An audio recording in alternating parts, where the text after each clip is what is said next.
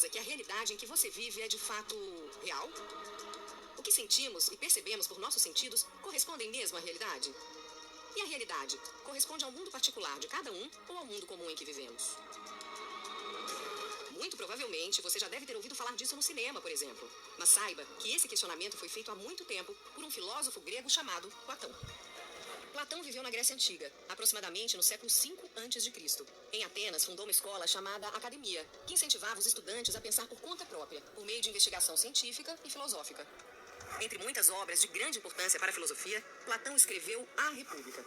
Um argumento a respeito da cidade ideal, onde a divisão do trabalho seria feita de acordo com as aptidões de cada um. É neste livro que se encontra a passagem mais famosa de toda a obra de Platão, o mito da caverna.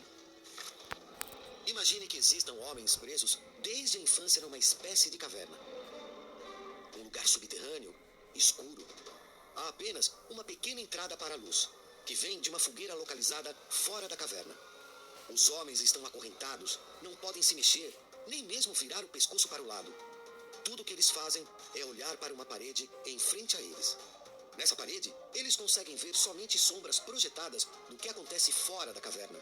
Sombras de pessoas carregando alguma coisa por cima de um muro. Temos então duas realidades, dois mundos diferentes, um dentro da caverna e outro fora dela. Como é isso?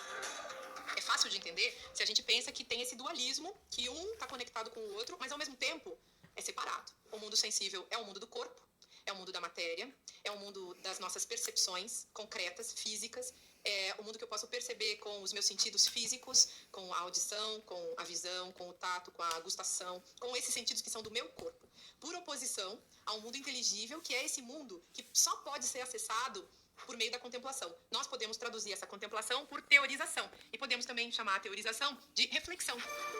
Voltamos para a caverna.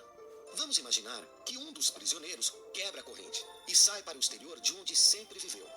De que maneira ele reconhecerá o mundo?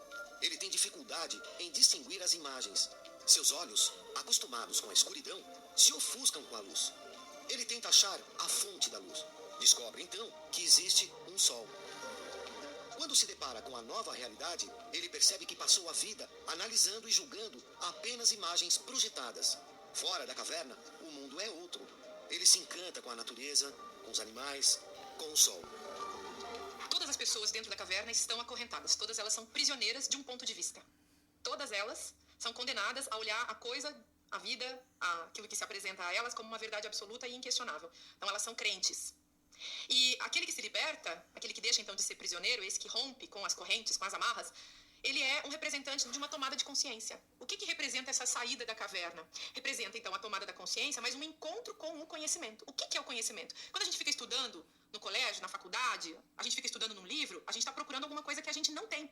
O conhecimento é aquilo que eu não tenho. E por isso que o personagem desse prisioneiro que se liberta, ele fica tão fascinado com aquilo que ele encontra. A luz do sol, a luminosidade, ela é uma metáfora desse conhecimento. O conhecimento que tem a ver, então, com a racionalidade, com a razão, com o pensamento, e que tem a ver com a contemplação daquilo que é maior do que a minha ignorância. A gente pode dizer que a luz do sol, que aparece, então, nessa alegoria, ela é uma metáfora da própria filosofia. Por quê? Qual é a diferença que existe entre a filosofia e outras formas disciplinares de conhecimento? A filosofia é o pensamento do pensamento. Por isso que a gente diz que ela é reflexão. Eu começo a filosofar, nós podemos dizer assim, que eu começo a filosofar no momento em que eu me pergunto sobre o modo como eu penso, que pode ser diferente dos outros ou pode ser igual aos outros. Na nossa cultura, a publicidade, por exemplo, coordena o modo de pensar das pessoas. A gente compra todo dia um monte de pensamento pronto. Filosofia não é pensamento pronto. É sempre o meu pensamento, o pensamento que desmonta, que pergunta acerca do pensamento pronto e que começa a perceber que o pensamento pronto é a morte do pensamento. Isso é a filosofia. Vamos continuar com a argumentação de Platão. Fora da caverna, o ex-prisioneiro fica maravilhado com o mundo real. Sente compaixão pelos companheiros acorrentados na caverna. Quer que eles conheçam também o mundo exterior. Decidido, volta à caverna para falar sobre as novas descobertas e dividir o que aprendeu. Quando conta, ele é ridicularizado. Os companheiros acorrentados acreditam somente na realidade que conhecem, as sombras na parede da caverna. Declaram que o ex-prisioneiro está louco. E não querem ouvir o que acreditam ser apenas absurdos. Isso é muito interessante, esse momento em que ele sai e ele volta. Quando ele volta, ele é vítima de preconceito. O grupo que ficou ali dentro continua preso na sua ignorância. Mas para essas pessoas presas na sua ignorância, elas já dispõem da verdade. E elas se sentem seguras na sua ignorância. esse sujeito que vem e critica e coloca que existe outra perspectiva, que as coisas podem ser vistas de uma outra maneira, ele vem trazer insegurança. A dúvida é sinônimo de insegurança. Ele traz a dúvida, traz a insegurança. Logo, ele incomoda. Logo, ele se auto-representa como uma ameaça. As pessoas olham para ele como uma ameaça. Uma ameaça à ordem, que era segura, que era tranquila, que estava bancando a perspectiva dessas pessoas.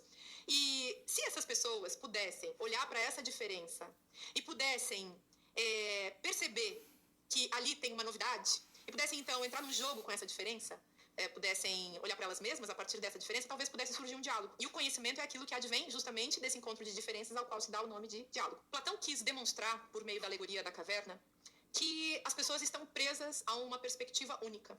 Elas estão muito seguras nos seus pontos de vista. Então, não quer dizer que a gente deva, assim, cair numa viagem insegura e de questionamentos que podem nos fazer sofrer, alucinados, paranoicos, não quer dizer isso. Mas quer dizer que a gente, às vezes, não usa o mínimo de questionamento para fazer evoluir a nossa própria perspectiva. Em outras palavras, Platão quis mostrar que a filosofia é uma ampliação da nossa capacidade de perceber o mundo, de olhar para o mundo e de construir o próprio conhecimento, que é aquilo que nos coloca em contato com o mundo. O mito da caverna de Platão reflete a sociedade atual? Será que também estamos acorrentados numa caverna, só que mais bonita, mais interativa, mais colorida? Enxergamos apenas as representações da realidade, sem questionar o seu verdadeiro significado? O que eu acho é que nós nunca vivemos tanto na caverna de Platão como hoje. Hoje é que nós estamos a viver, de facto, na caverna de Platão. Porque as próprias imagens que nos mostram a realidade, de alguma maneira, substituem a realidade. Nós estamos no mundo que chamamos o mundo audiovisual. Nós estamos, efetivamente, a repetir a situação das pessoas aprisionadas ou atadas na caverna de Platão, olhando em frente, vendo sombras e acreditando que essas sombras são a realidade. Foi preciso passarem todos estes séculos para que a caverna de Platão aparecesse finalmente num momento da história da humanidade, que é hoje. E vai ser cada vez mais. E você?